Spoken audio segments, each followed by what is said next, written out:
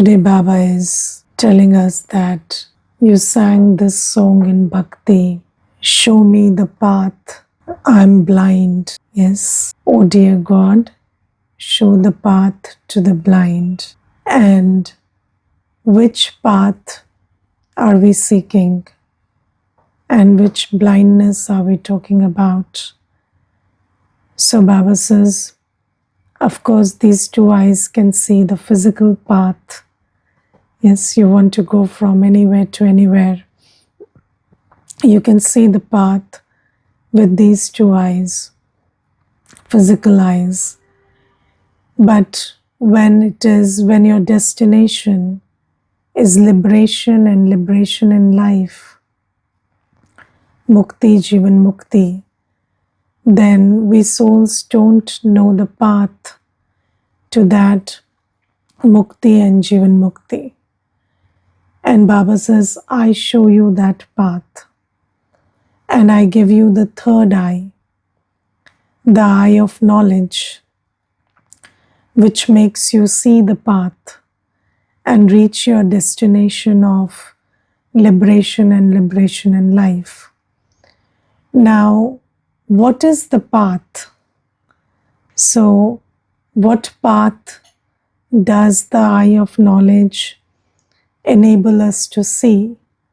So, Baba gives us the knowledge of how to go to liberation and liberation in life. And the knowledge or the path is very clearly, Baba says, while living in the family, live like a lotus and remember me. So Baba says very clearly that while living at home with your families and carrying on with your businesses, remain like a lotus flower and remember me. Now, where is this symbol of the lotus? So, we see the symbol of the lotus in the image of Vishnu.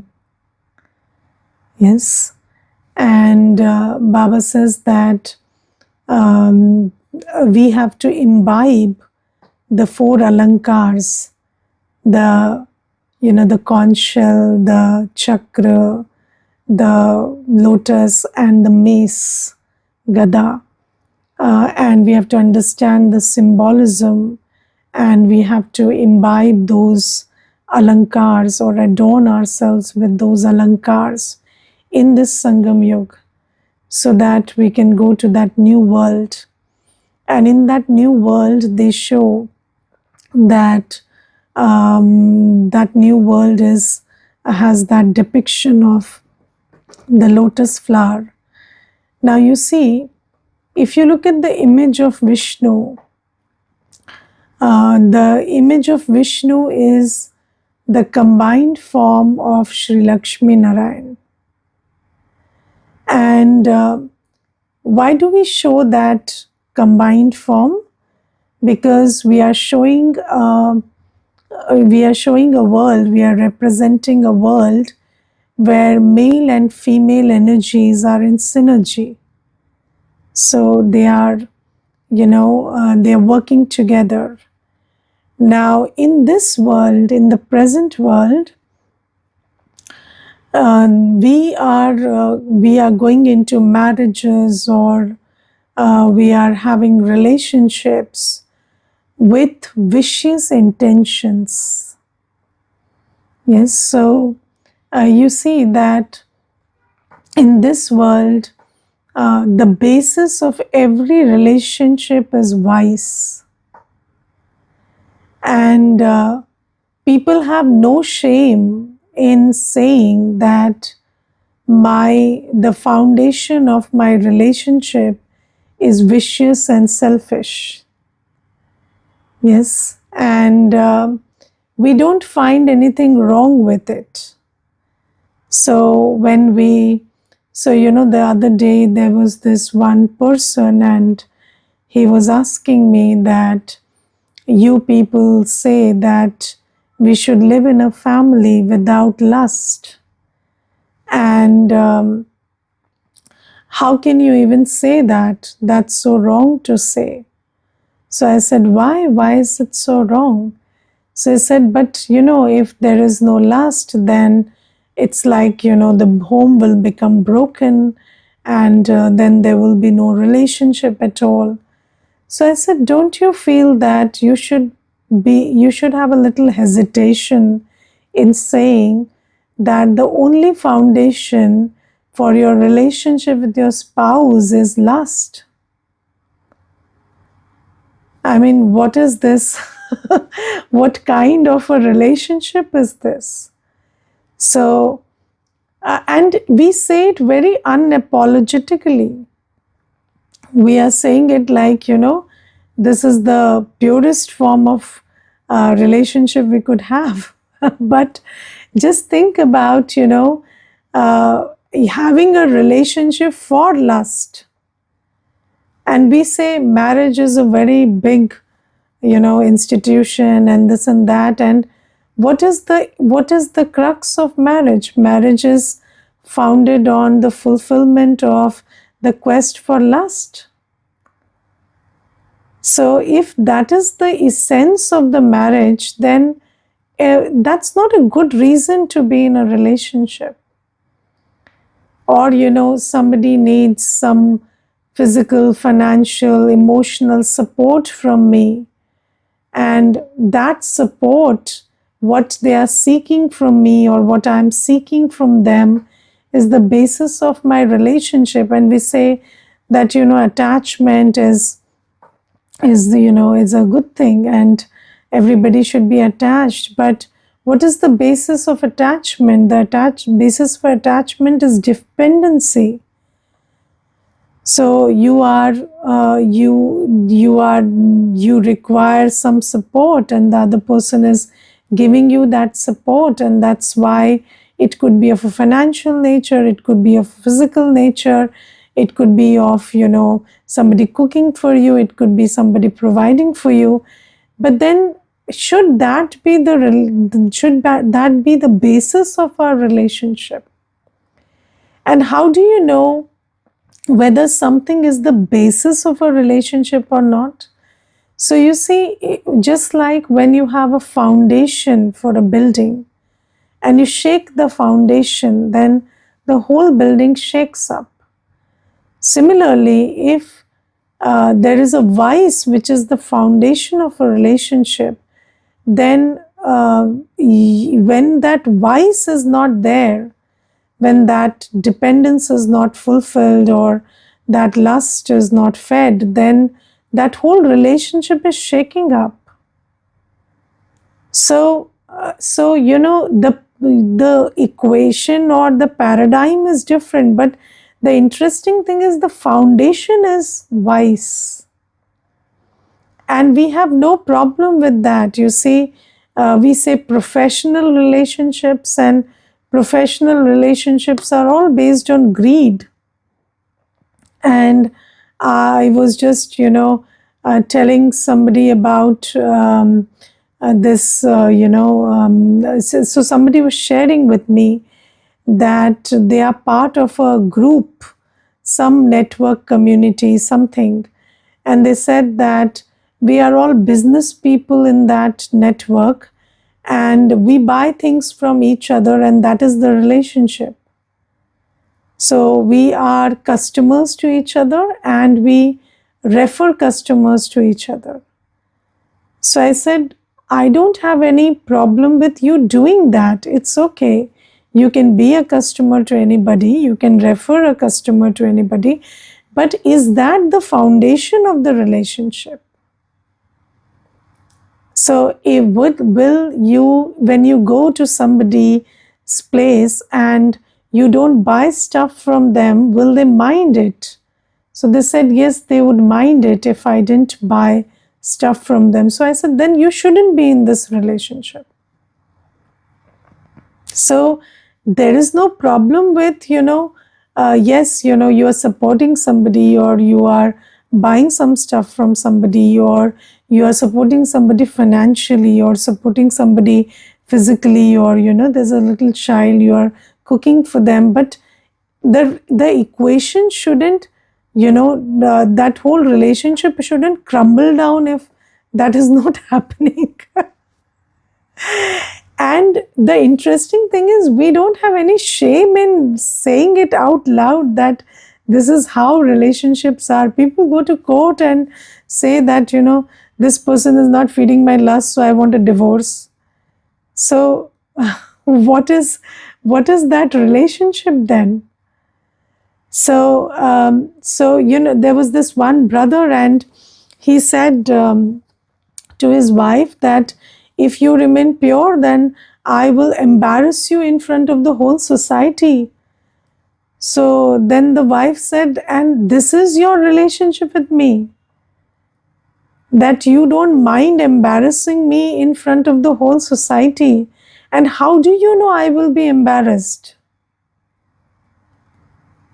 So you are trying to do something, and that act itself is such a violent act that you are trying to embarrass me. And then what if I don't get embarrassed after that also? Then what will you do? Kill me.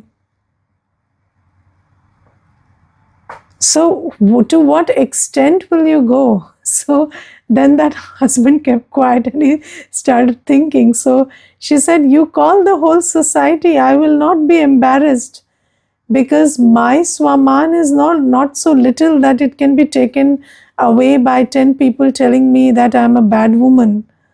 So she said, okay, you call everybody and I'm here, and I will sit through the whole process in meditation, and you see what happens after that. After that, what happens? You have told everybody that your wife doesn't respect you. And what does that make you? A very good husband.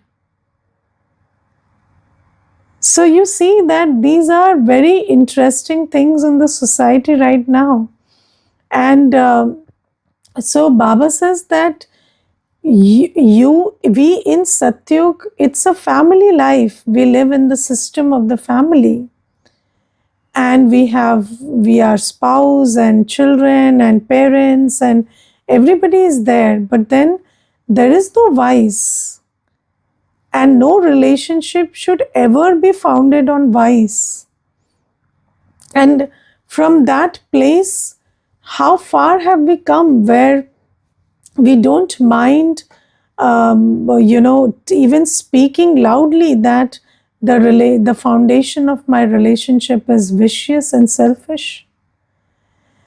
And we have no shame in it. So Baba says that now I'm just telling you to go back to, that awareness that you be with everybody, do everything, take care of your work or family and everything, but just don't be vicious.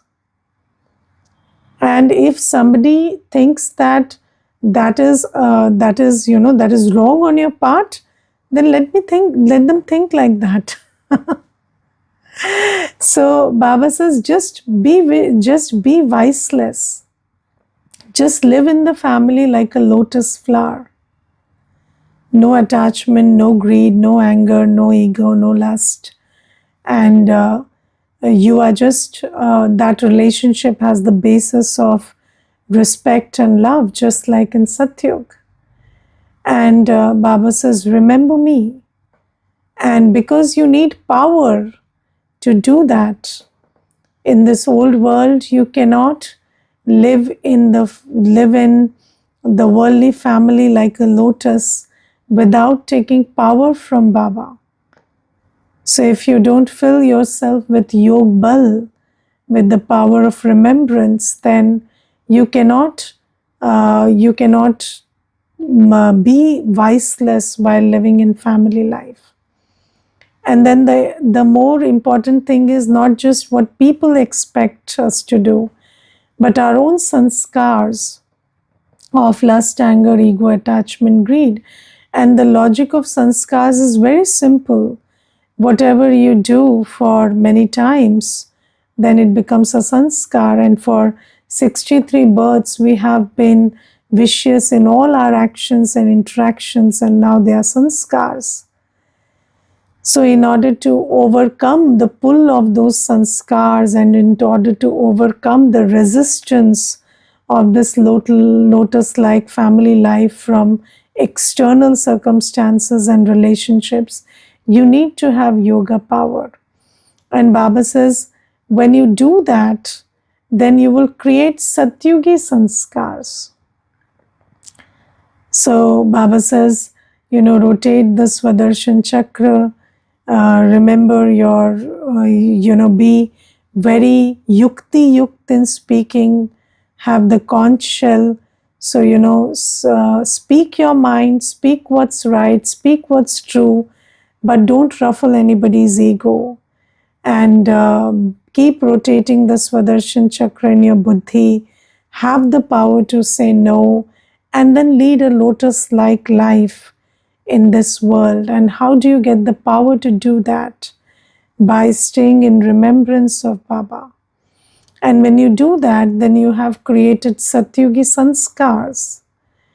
And when you have created Satyugi Sanskars, then you are eligible for that shift. That shift is just waiting for you, that you shift to that new world. So Baba says the path to liberation and liberation in life is give up all the vices and give up all the resistances to being viceless, and just be in the remembrance of Baba and do everything while living in the family life like a lotus. And you need a lot of yoga power for that. And if you are able to do that, then Baba says you will be able to go to the world of purity. There are two worlds of purity. One is our sweet home, and then there is the new world of heaven. So Baba says that we have to do. Then Baba today says that this is a very valuable life. So Baba says this is amulya jivan, or this is valuable life. This present life that we have is the most valuable. And why? Because Baba says that, in bhakti we hear that everybody takes 84 lakh births.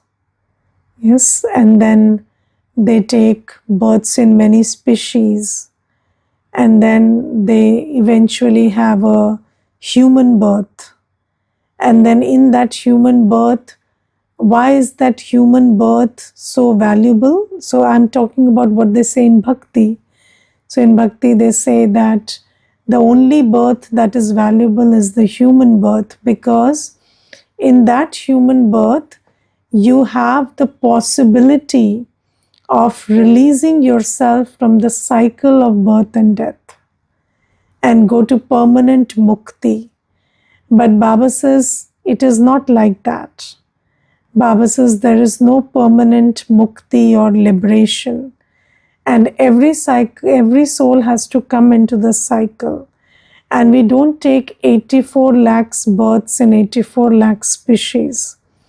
We take 84 births, and that too human births. Previously we are humans with divine qualities, and we are called deities, and then we take rebirth, and we become very, full of vicious qualities, and we qualify as humans, not as divine anymore. And then Baba says that why is this birth out of the 84 births, which birth? When you're born to Baba. So do you know that this birth is your second birth? So you have a birth, you have a Lokik birthday when the body was born into this life, and then the day when you receive knowledge from Baba, the day when you recognize yourself and your father, that is the day you're born again, and that is your Alokik birthday. And this is your Alokik birth. This is your extraordinary confluence-aged birth. And Baba says this birth, when you recognize yourself, recognize Baba, this birth is very valuable. And Baba says that in this birth, you have the possibility out of all the 84 births, this only birth you have the possibility of going back to your sweet home and making the effort to come to that world of happiness. Because in this birth we have Baba who is showing us the path to go to that world of happiness. And if we did what Baba said or we followed Baba's directions, then we would be able to have 21 births in the world of happiness. So this is why this birth is very valuable. Do you value this birth that much? And do you value everything that you have in this birth? Because you will use whatever you have in this birth and multiply it and create your fortune for the whole next cycle. And Baba today specifically underlines that this body that you have is very valuable and you must take care of your body. Yes, I remember, once I had a cut on my finger and it was a bad cut. And then there was one brother from Madhuban. In fact, there was a whole party from Madhuban who was here in the center at that time. And then there was one senior brother in that party and he saw the finger and he said, how could you be so careless and cut this? So I said, it's okay, it's just a Kali body. And he immediately corrected me and he said, no, sister, this is not a Kali body. This is a Sangam Yugi body. And you must have great attention and care for this body. And in that moment, I really identified that it was so wrong of me to think about this body as Kali body. And then there I learned that, this body is valuable. And Baba says, you must take care of this body so that you live a long life. And so that, when you live a long life, then you can make the effort, make the long-term effort to receive long-term inheritance from Baba. And Baba says, how do you take care of the body? So, there are, these days, there are so many things, so much of information about how to take care of the body and, physically and food and diet and, what proteins and vitamins you should take and how, you should overcome deficiencies and all of that. But in spite of all of that, has the life expectancy increased? Yes, so, and people are dying untimely all the time. And then, I'm not even talking about accidental death, but, death from disease and, physical ailments, that's also increasing despite all this information. So, Baba says that, how do you take care of the body? So, Baba says, Baba today tells us a very important law. Baba says that in Satyug you had 150 years of age. Yes, so every deity, they lived for 150 years. They had 150 years of long life. And then how did that lifespan decrease so much? Because we became vicious. So it is because of acts of vices that our lifespans decreased. And this is something that we have to understand. If we are vicious, then the lifespan cannot be, huge. It cannot be long. And Baba says that if you want to take the full benefit of this Sangam Yuga, then what you do is to take care of your body is leave the vices. Don't engage in vicious thought, word, and act. Even vicious thoughts and feelings, they are impacting the body hugely. And medical science also these days says that, your thoughts are affecting every cell of the body. So just imbibe purity in all your thoughts, words, and acts. And so this is one thing. Second thing is, don't judge anybody if they die early. So that's also there. Because, knowledge is a double-edged sword, and more of knowledge is used for judgment than for self-improvement, I think. And I remember there was this one BK brother, and he left his mortal coil at the age of, I think, some 50 or something. And then there were other people saying, maybe he was not a good yogi, so he had to leave the body. So I said, no, you worry about your body. And when you're thinking like this, your lifespan is definitely decreasing. So let's not go into why he left the body early. So don't become judgmental about it, because you see, Baba is telling us, Baba is giving us knowledge for self-improvement, but then it is not like it's some kind of hard and fast law. And it's not like if somebody leaves the body, then the corollary holds that, this person was not a good yogi, or they had disease, so, they must be thinking negative thoughts. No, because there are 63 births of karmic accounts, and everybody has a different journey. So what we are understanding in the class, let's only apply it to our own self-progress. This is also a disclaimer I wanted to give in this point, because I have seen that BKs use a lot of knowledge to judge other people rather than to improve themselves. So Baba says, just have purity of thought, word, and act, and don't engage in any vicious thought, word, and act. And second is, have yoga with Baba. So fill yourself with the power of remembrance, and purity plus remembrance. This is the secret to a life where you can earn the income that you're supposed to earn for the next cycle. And when you do this, then when you leave the body, you will be in a content state.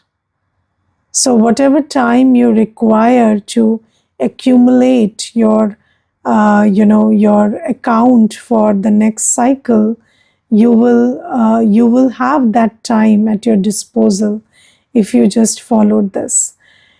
And then Baba says that when you have a long life, you will be able to study well, and you must study until you live. And there are 4 subjects of this study. So knowledge, yoga, dharana, seva. For that, so that you are able to do this. So why do you need a long life? To create your fortune, not to make merry. And that's why, when you have a long life, and that long life is because of your yog bal and because of following Baba's Srimad, then the sign of it is you will pay attention to study until the end. And Baba does, so just think about somebody who is very vicious and they have a long life, then what do they do with their life? They are just creating more vikarma in their life, na? So then long life is not a blessing. Because in Kali Yuga, if you have a long life, then you suffer more. But in Sangam Yoga, if you have, when you are in awareness, when you have yoga power, when you are creating your fortune, then you have a long life, it's a blessing. Yes, so if you see people, who are having lots of diseases and pain and very long lives, they are crying to die. They are calling out to die. So why should we have a long life? Only when we are yogis and we are putting our life to creating our fortune, we like a long life in this birth. And then Baba says, until you live, you study, and that's making use of this long life. So Baba says, take care of this body. This is a very valuable body. And the method to take care is be viceless. And, it doesn't, if you measure your food in terms of vitamins and minerals and proteins and fats, I don't know how long we can live. But if you just prepared food in Baba's remembrance and had it in Baba's remembrance, then you will have a long life and you will do what you're meant to do with that life. So that is for sure. So Baba says that this is the method to take care of the body. And then Baba says, we are the children who have super sensuous joy. And Baba says, if somebody wants to know what happiness is, then they should see we children. So we children are the embodiments of happiness. And are you ever happy? So how many of you are ever happy? So ever happy. So Baba says, what is the reason for our happiness? So, so it is said that happiness has a reason, and if that reason has a season, then your happiness also has a season.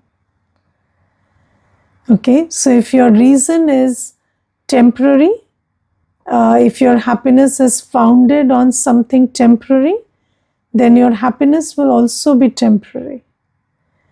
But if the reason for your happiness is permanent, then your happiness will also be permanent. So there are two important questions. First is, are you happy? And then second is, why are you happy? Because if you are happy because of some limited attainment, some limited victory, some limited present condition, then that is bound to change. And when that changes, then your happiness will also go away. But Baba says the happiness of us children is ever happiness, super sensuous joy. And why? Because we are happy because we have found Baba. And we are happy. The reason for our happiness is every day my Baba is teaching me. Yes. And every day, can you,